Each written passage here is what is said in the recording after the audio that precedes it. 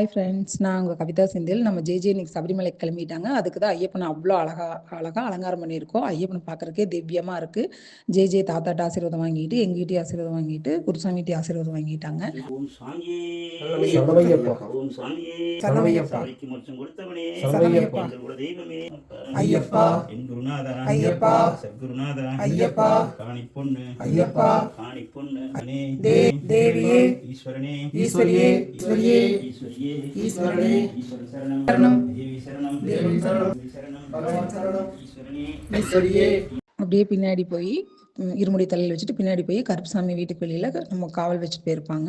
அந்த கருப்புசாமிக்கு குரு பூஜை பண்ணிட்டு இருக்காரு. தீபார்த்தனை காட்டினதையும் சரணம் தேவி சரணம். தேவி சரணம் தேவி ஜேஜே வந்து ஈடுதேங்காய் உடைக்கிறாங்க. ஈடுதேங்காய் அழகாக செதறிடுச்சு.